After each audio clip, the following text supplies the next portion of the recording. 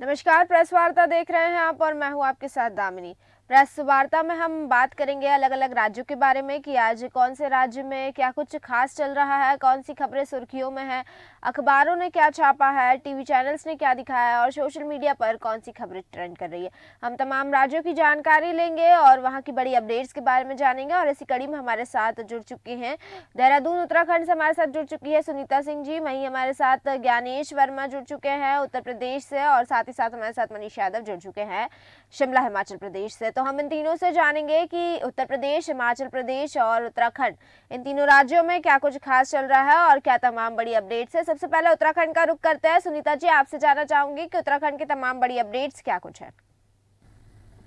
जी दामिनी जी, सबसे पहले तो आपको नए साल की बहुत बहुत शुभकामनाएं। और देश न्यूज की तरफ से जो भी इस प्रोग्राम को देख रहे हैं उन सबको नए साल की हार्दिक शुभकामनाएं। तो दामिनी जी, मौसम से शुरुआत करते हैं। नए साल पे दामिनी जी, जहाँ पे 5 जिलों में हाई अलर्ट कर दिया गया है। घना जी। कोहरा पड़ा रहेगा। नैनीताल में, हरिद्वार में, उधम सिंह नगर में येलो अलर्ट जारी कर दिया गया है। वहीं ठंडी हवाएं चलने से लोग बहुत ज्यादा परेशान हो रहे हैं। स्कूली बच्चों को भी काफी ज्यादा दिक्कत आती है सुबह के समय जाने में।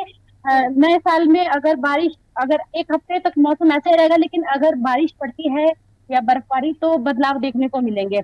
जी। वहीं दामिनी जी, उत्तराखंड में जो सरकार है उन्होंने बड़ा फैसला लिया है। जो कृषि भूमि है हम्म। उसे नहीं खरीद सकते हैं बाहरी लोग। जी। वहीं देहरादून में जो कोरोना संक्रमित 2 मरीज आए हुए हैं, वहीं एक 8 साल के जो बच्चे हैं उसके अंदर भी कोरोना के लक्षण देखने के लिए मिले हैं। अभी पुष्टि नहीं हुई है, लेकिन जो 2 लोग हैं वो कोरोना से संक्रमित है और जो उनकी एज है वो 70+ है। हम्म। वहीं दामिनी जी, बात करेंगे जिस तरह से नया साल है, नया साल का जो जश्न मनाने के लिए पूरा उत्तराखंड पूरी तरह से डूबा रहा। जी। 12 बजते ही होटल, रिजॉर्ट और घर के लोग, सभी लोग, सोसाइटी के लोग 12 बजते ही सड़कों में उतरे और उन्होंने आतिशबाजी के साथ नए साल का हम्म। स्वागत किया और 2023 को अलविदा कहा। जी। जी दामिनी। वहीं उत्तर प्रदेश का रुख करते हैं। ज्ञानेश जी, आपसे जानना चाहूंगी कि उत्तर प्रदेश की तमाम बड़ी अपडेट्स और कौन सी ऐसी खबरें हैं जो सुर्खियों में है। दामिनी, सबसे पहले मैं देश न्यूज के दर्शकों को और नववर्ष की हार्दिक शुभकामनाएं देता हूं। जी। आपको बता दूं कि नए वर्ष को लेकर हम देखें तो राजधानी में जो है वो बहुत लोग, जो नए नए लोग नए तरीके से जो है नववर्ष कहने की के लिए लालायित थे। आपको बता दूं, हजरतगंज में ऐसे एरिए हैं जहाँ पे लोग अपने परिवार के साथ में घूमने आए और वहाँ पे सेल्फियां ली। हम्म। साथ ही साथ में चाहे वो हजरतगंज के चौराहा हो, चाहे 10-90 चौराहा हो या गोमती नगर हो, चाहे रेस्टोरेंट हो, बार हो, तो इनमें काफी संख्या में भीड़ देखने को मिली दामिनी। जी। तो इसको लेकर भी अगर हम देखें, शासन प्रशासन नए साल में जो लोग ऐसे भी हैं कि उसके बीच में कुछ हुड़दंग लोग मनाने के लिए आते हैं, तो उस पर पुलिस ने काफी नजर रखी। और चाहे वो कोई भी क्षेत्र हो, गोमती नगर, इंदिरा नगर या हम बात करें, तो उनमें से पुलिस ने, पुलिस के अधिकारी और पुलिस पूरी तरीके से मुस्तैद रहे। जी। आपको बता दूं कि जो हजरतगंज का एरिया है उसमें पूरा छावनी में पुलिस तब्दील रहे। हम्म। तो इसको लेकर कि ताकि कहीं कोई जो नए साल में लोग जश्न मना रहे हैं वो हुड़दंग न कर पाए और शांतिपूर्वक इस जश्न को मनाया जा सके। जो परिवार के साथ में आए, फैमिली के साथ में आए हैं, उनको कहीं कोई समस्या न हो। तो इस तरीके से अगर हम देखें तो पुलिस ने वाहन चालकों के ब्रेथ जो एनालाइजर लगाकर चेकिंग दी। जी। चाहे वो हजरतगंज के चौराहे हो, परिवर्तन चौक हो, सिकंदराबाद चौराहा हो, हुसैनागंज तक पीएससी जो है पूरी तरीके से कमांडो उनके तैनात रहे। हम्म। तो उधर विभूतिखंड में अगर हम बात करें तो इलाके में एक समिट बिल्डिंग है जहाँ पर आए दिन जो है शिकायत मिलती है कि लोग वहाँ पर हुक्का पीते थे, दारू पीते थे। तो उसको लेकर जो एडीसीपी हैं पूर्वी अली अब्बास, वो वहाँ पर मौके पर पहुंचे और उन्होंने सुरक्षा में तैनात जो पुलिसकर्मी थे उनको भी उन्होंने दिशा निर्देश दिया। तो जी। उन्होंने उधर बता दो कि जो तैनात एडीसीपी है सेंट्रल मनीषा से, उन्होंने भी पुलिस कर्मियों के साथ में देर शाम तक हजरतगंज में पैदल मार्च किया और स्थिति का जायजा लिया। हम्म। तो लगभग इस तरीके से रात करीब 11 बजे तक के बाद में हजरतगंज चौराहे पे जो ट्रैफिक को लेकर हो और चाहे ये पुलिस विभाग को लेकर हो, इन लोग पूरी तरीके से मुस्तैद थे। लेकिन शाम को कहीं न कहीं अगर देखें तो 12 बजे तक जो है वो काफ़ी भीड़ रही हजरतगंज एरिया में। जी। और इसी को लेकर अगर हम देखें तो जो 12 बजते ही जो लोग आए थे घूमने से, बाहर से लोग आए थे जो चौराहों पर इंतजार कर रहे थे, हम्म। वहां ने जो है 12 बजते ही हैप्पी न्यू ईयर बोलना शुरू किया। जी। और बता दूं कि वहां पे एक ऐसी जगह है जहाँ पे चटोरी गली बोलते हैं रेस्टोरेंट, वहां पर लोगों ने केक काट कर बधाइयां दी, आपस में एक दूसरे को गले मिलकर बधाइयां हुँ, दी। तो इस तरीके से नए वर्ष को लेकर जो युवा थे काफी उत्साहित थे और उन्हें काफी जोश जोश के साथ में नववर्ष की शुभकामनाएं एक दूसरे को दी।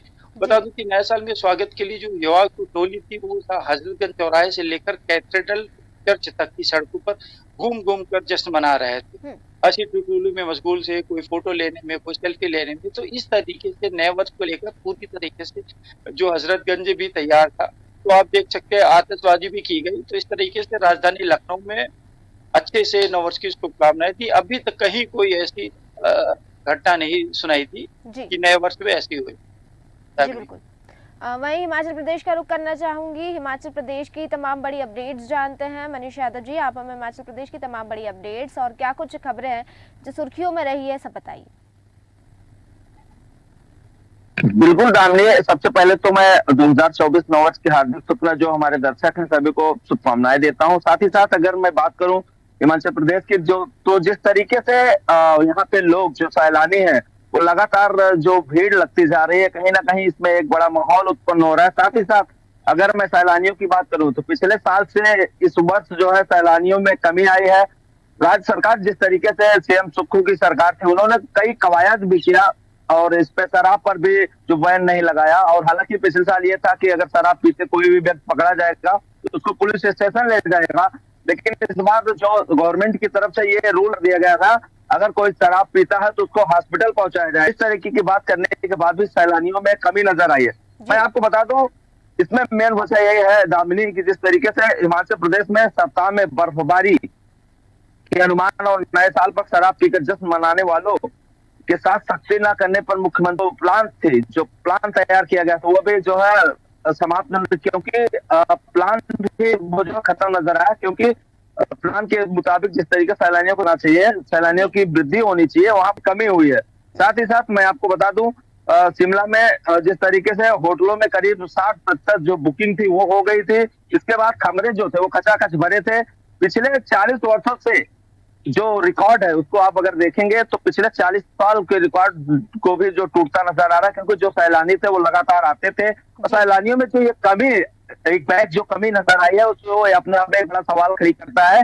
क्योंकि जिस तरीके से सरकार भी ये प्रयासरत में थी कि सैलानी है उनको किसी प्रकार की कोई दिक्कत ना हो, और साथ ही साथ जो पुलिस प्रशासन को एक्टिव किया गया था, पुलिस प्रशासन हर हर तिराहे पे हर चौराहे पे खड़ी थी, उसको लेकर भी कहीं ना कहीं बड़ा सवाल हो रहा है कि सीएम सुक्खू की सरकार है वो विफल नजर आ रही है। क्योंकि ये जिस तरीके की व्यवस्था नजर आ रही थी, सैलानियों को लेकर जिस तरीके से व्यवस्थाएं बनाई गई, और इस कंडीशन में अगर सैलानियों की कमी हुई है उसमें एक बहुत बड़ी बात है। जी दामिनी जी, बिल्कुल। वहीं उत्तराखंड का रुख करते हैं। सुनीता जी, आपसे जानना चाहूंगी कि इसके अलावा और क्या तमाम बड़ी अपडेट्स है। मौसम की बात हमने कर ली, अगर पर्यटन की दृष्टि से देखा जाए तो उत्तराखंड में क्या हाल है? और क्योंकि नया साल शुरू हो चुका है तो नए साल पर कई सारे पर्यटक आते हैं साल मनाने के लिए, सेलिब्रेशन के लिए, तो इस वक्त इस चीज़ों को लेकर उत्तराखंड में पर्यटन की दृष्टि से किस तरह से माहौल है? जी दामिनी जी, बिल्कुल। जैसे कि नया साल आया है तो जो पर्यटक है वो शनिवार से ही जो होटल है वो फुल हो चुके थे। हालांकि जो पर्यटन है उनको बारिश और बर्फबारी ना होने से उनके चेहरे पे जो हल्की निराशा है, लेकिन जो कहीं ज्यादा ऊपरी इलाके हैं कई जगहों पे अभी भी बर्फबारी है, तो वहाँ पे जो पर्यटक है वो लुत्फ उठा रहे हैं, साथ ही नए साल का भी काफी मनोरंजन कर रहे हैं। अभी होटल भी वहाँ पे फुल हो चुके हैं। जो नए पर्यटक है उन्हें तरीके से देख के आना पड़ेगा कि होटल कहीं है या नहीं है, उन्हें पहले देखना पड़ेगा। वही यातायात के लिए भी, वहाँ पे ट्रैफिक के लिए भी वो नियम बनाए गए हैं। तो जो भी वहाँ पे पर्यटक जाएंगे अभी आगे, तो उन्हें प्लान देख कर जाना पड़ेगा कि ट्रैफिक प्लान किस तरह से है, पार्किंग की सुविधाएं, हर चीज देख के उन्हें जाना पड़ेगा कि जो पुलिस वालों ने रूट प्लान बनाए हैं उस हिसाब से जाना पड़ेगा। जी वही दामिनी जी मैं बताना चाहूंगी कि देहरादून में पुलिस वालों के लिए बहुत चुनौतीपूर्ण रहा है ये वाला जो पिछला साल था 2023। चोरी डकैती के जो बड़े बड़े मामले हैं, फर्जी जमीन परिवारों के काफी सारे मामलों ने जो है वो काफी सुर्खियां बटोरी। और उस मामले में हालांकि पुलिस को उन्होंने काफी ज्यादा क्रिमिनल को भी पकड़ा है, काफी चीजें की है, लेकिन और साल के मुकाबले जो ये वाला साल था काफी चुनौतीपूर्ण रहा उनके लिए। जी। वहीं दामिनी जी मैं बताना चाहूंगी, सीएम धामी ने मन की पुस्तक लॉन्च की है। वहीं उन्होंने राम मंदिर को लेकर, यूसीसी को लेकर उन्होंने कहा है कि जो देश के प्रधानमंत्री हैं जी। वो हमेशा देशवासियों को जोड़ने के लिए और बेहतर कार्य करने के लिए प्रेरित करते हैं। जी। वहीं दामिनी जी मैं बताना चाहूंगी, नीति घाटी में रौनक बढ़ रही है। बाबा बर्फानी के दर्शन करने के लिए लोग काफी ज्यादा भारी मात्रा में श्रद्धालु वहां पहुंच रहे हैं, दर्शन कर रहे हैं। जी। वहीं दामिनी जी मैं बताना चाहूंगी कि ऋषिकेश में देर रात को सब्जी मंडी में आग लगी। वहीं जो 8 दुकानें हैं वो चपेट में आ चुकी है और लाखों का जो है वो नुकसान हुआ। और दिल्ली से जो उत्तरकाशी एक बस जा रही थी, उसके ब्रेक फेल होने से एक महिला की मौत हो चुकी है। वहीं दामिनी जी बताना चाहूंगी, पुलिस ने नए साल में जो जश्न मनाने जो लोग आ रहे हैं, तो जो देहरादून है उसको 6 जोन में बांटा गया है और 11 सेक्टर में बांटा गया है, ताकि जो पर्यटक है जाने वाले उनको किसी तरह की दिक्कत ना हो। जी। उत्तर प्रदेश का रुख करते हैं। ज्ञानेश जी, आपसे जानना चाहूंगी, जिस तरह से उत्तर प्रदेश में राम मंदिर को लेकर लगातार तैयारियां चल रही है, तो उसको लेकर क्या अपडेट्स है, आप हमारे दर्शकों को बताइए।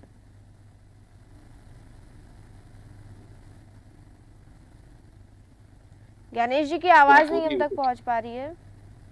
मैं बताऊंगा दामिनी जी, मैं बताऊंगा कि देखिए कहीं ना कहीं राम मंदिर को लेकर लोग उत्साहित हैं। आपने देखा कि जो है 30 तारीख को प्रधानमंत्री जी आए और उन्होंने पैदल मार्च भी निकाला, गए भी साथ में, पैदल यात्रा की। तो इस तरीके से लोग जो है कहीं ना कहीं लोग काफी उत्साहित दिखे और मिले भी, मांझी जैसे लोगों से प्रधानमंत्री जी रूबरू हुए।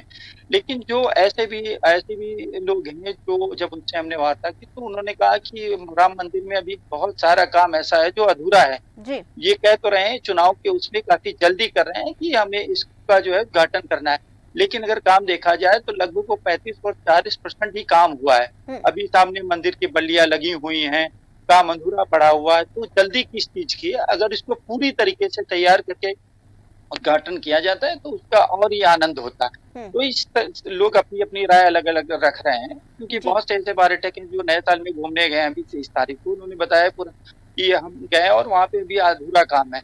लेकिन जो सरकार कहीं न कहीं इस चीज को जल्दी कर रही है, आखिर क्या कारण है, ये बड़ा प्रश्न है। ये दामिनी की क्या चुनाव के चक्कर में ऐसा किया जा रहा है? तो सरकार लेकिन चाहती है कि इसी साल में ये लगभग 22 जनवरी को इसको भव्य तरीके से स्वागत किया जाए और इसमें रामलला की प्राण प्रतिष्ठा हो। तो इसको लेकर हालांकि राम मंदिर में सरकार पूरी तरीके से मुस्तैद है। अब हम थोड़ा सा मौसम की बात करेंगे दामिनी की। उत्तर प्रदेश में मौसम लगभग बता दूं कि शीतलहर चल रही है इस समय, बर्फीली ठंड हवाएं चल रही हैं। इसको लेकर जो है कहीं न कहीं लोग जो है वो अलाव, आप देखेंगे ग्रामीण क्षेत्र में और शहरों क्षेत्र में जो गांव के लोग हैं वो अलाव में हैं, लकड़ियां इकट्ठा कर रहे हैं और जला के ताप रहे हैं। क्योंकि अब 4-5 दिनों से अगर देखें तो कम से कम 27 तारीख से लगातार ठंड बढ़ रही है, धूप नहीं निकल रही है। अगर हम शाम की टेम्परेचर की बात करें तो कहीं न कहीं वो टेम्परेचर जो 9 है, 8 है, इस तरीके से रात में हो जाता है। अगर दिन में देखें तो जो 6 बजे से शुरुआत होगा वो 11 है टेम्परेचर, 12 है और फिर 14 तक, और लगभग 3-4 बजे तक 14 रहता है, उसके बाद फिर डाउन होना शुरू हो जाता है। तो इस तरीके से जो है कहीं न कहीं और पूरी तरीके से मौसम विभाग जो है वो भी चेतावनी जारी कर रहा है कि अभी जो है ठंड लगातार रहेगी। तो इसको जब तक जो आम जनता है, आम नागरिक है, वो तो अपने आप को संभाल के रखे, कपड़े पहन के रखे और गरम चीजें लपेट के रखे। तो बता दूं मौसम, जो लखनऊ का मौसम विभाग है वो रविवार शाम तक लगभग 45 स्थानों की रिपोर्ट मिली है। उसके मुताबिक अगर हम देखें दामिनी तो 20 स्थानों पर जो तापमान है वो 15 डिग्री सेल्सियस के नीचे है। रविवार को सबसे ठंडा गाजियाबाद रहा है, वहां दिन का तापमान अगर हम देखें तो 12.2 डिग्री सेल्सियस दर्ज किया गया है। अगर हम वहीं बुलंदशहर की बात करें तो वहाँ काफी ठंड रहा है। तो इस तरीके से मौसम विभाग ने अलग अलग जगहों पर जो है कोल्ड डे की चेतावनी दी है। मौसम विभाग के मुताबिक पश्चिमी उत्तर प्रदेश में मौसम शुष्क रहेगा और सर्दी बढ़ेगी। वहीं पूर्वी उत्तर प्रदेश में हल्की बारिश के साथ साथ में ठंड बढ़ेगी और पश्चिमी विक्षोभ के प्रभाव से तापमान में आंशिक गिरावट आने की पूरी संभावना है, यह मौसम विभाग का कहना है।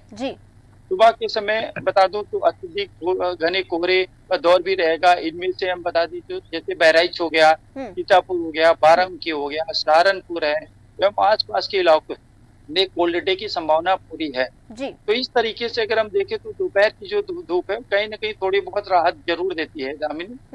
लेकिन जो है इस वक्त ठंड जनवरी में देखा जाए तो शीतलहर चलती भी है, तो उसी जी के मुताबिक मौसम विभाग लगातार चेतावनी जारी भी कर रहा जी है बिल्कुल। कि 3 दिनों में पड़ सकती कड़ाके की ठंड से मामूली राहत, थोड़ी बहुत राहत होगी, लेकिन कुछ इलाकों में जो है कोहरा जल्दी छटने के बाद धूप भी निकलेगी। जी तो ऐसे अगर हम देखें तो न्यूनतम जो पारा है वो 10.2 डिग्री रहा है या सामान्य से 2 डिग्री अधिक रहा है। तो मौसम विभाग के मुताबिक 1 हफ्ते तक दिन में कड़ाके की ठंड नहीं होगी। सोमवार मंगलवार दिन का पारा 19 डिग्री रहेगा। जी तो ऐसे मौसम विभाग ने जो है कहीं न कहीं चेतावनी जारी की है कि आप लोग।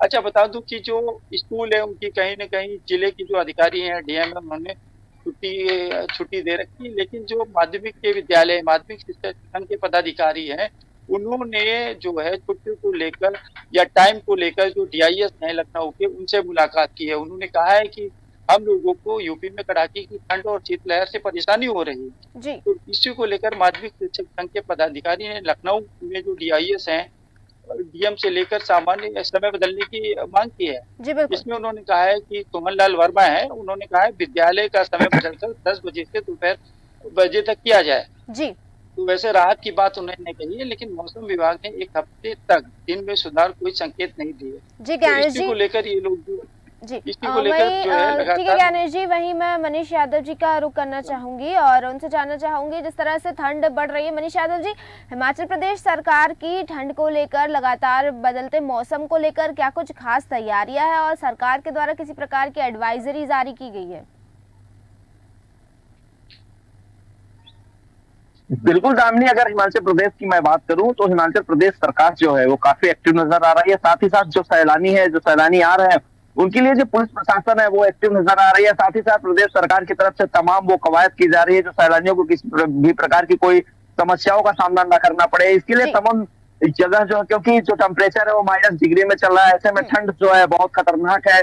ठंड का जो कहर है सैलानी झेल नहीं पा रहे हैं। साथ ही साथ जो गर्म कपड़े और अलाव की जो व्यवस्था लोग अपने से कर रहे हैं, साथ ही साथ प्रशासन की तरफ से तमाम चौराहों तिराहों पर जिस तरीके से अलाव की व्यवस्था की गई है, यहाँ पे एक चीज दामिनी साफ जाहिर हो जाती है कि जिस तरीके से एक पहल जो मुख्यमंत्री सीएम सुक्खू की तरफ से सामने आई है जी कि 1 जनवरी 2024 से मुख्यमंत्री सुखविंदर सिंह सुक्खू ने एक पहल जो है स्टार्ट किया। साथ ही साथ मैं आपको बता दूं डीजल पेट्रोल के जो वाहन है उसको खरीदने पर रोक लगाई है। हालांकि इसमें जो है एक सरकारी बयान में यह जानकारी सामने दी गई है। बयान में कहा गया है कि इससे ई वाहनों को बढ़ावा मिलेगी तथा हिमाचल प्रदेश को हरित क्रांति में जो है कन्वर्ट किया जा सकेगा। साथ ही साथ इसमें कहा गया है यदि कोई विभाग डीजल या पेट्रोल वाहन खरीदना चाहता है तो उसे मंत्रिमंडल की मंजूरी लेनी होगी। साथ ही साथ बयान के अनुसार हरित एवं स्वच्छ हिमाचल के लक्ष्य को हासिल करने की जो है वो कवायद जो लगातार चल रही है। साथ ही साथ मुख्यमंत्री ठाकुर सुखविंदर सिंह सुक्खू ने सभी सरकारी विभागों को 1 जनवरी 2024 से डीजल एवं पेट्रोल वाहनों को खरीद पर जो है रोक लगाई है। साथ ही साथ सीएम सुक्खू ने कहा है कि सरकार के निरंतर प्रयासों से राज्य में सरकारी ई वाहनों की संख्या 185 हो गई है तथा निजी ई वाहन 2735 हो गए हैं। उन्होंने कहा कि यदि हमारी सरकार हिमाचल प्रदेश में बड़े पैमाने पर ई रिक्शा ई वाहनों को बढ़ावा दे रही है, परिवहन विभाग अपने सरकारी वाहन साथ ही साथ बेड़े के स्थान पर ई वाहन लाने वाला पहला विभाग बन गया है। साथ ही साथ मैं आपको बता दूं अन्य विभाग उसी तर्ज पर आगे बढ़ने वाले हैं। साथ ही साथ ये जो हिमाचल प्रदेश सरकार की पहल है वो काफी बेहद अच्छी नजर आ रही है। साथ ही साथ अगर इसके अलावा मैं बात कर लूं तो सीएम सुक्खू ने कहा है सभी विभाग चरणबद्ध तरीके से पारंपरिक जो ईंधन चलित वाहन है और उस पर चालान काटे। इसके साथ ही उन्होंने कहा कि वाहनों का उपयोग न केवल शुरुआत में ही बल्कि पर्यावरण संरक्षण के प्रति सरकार की कटिबद्धता को भी दर्शाता नजर आ रहा है। जी जी वहीं उत्तराखंड का रुख करना चाहूंगी। सुनीता जी, आपसे जानना चाहूंगी अगर और कोई खास अपडेट जो हमारे दर्शकों को आप बताना चाहेंगी।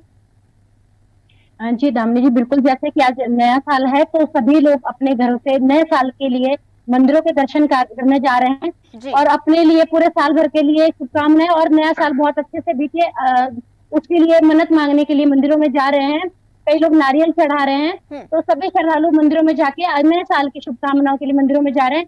वही दामिनी जी बताना चाहूंगी कि नैनीताल में हर साल जो 12वीं की परीक्षा देने जाते हैं वो लगातार जो उनकी संख्या है वो घटती जा रही है।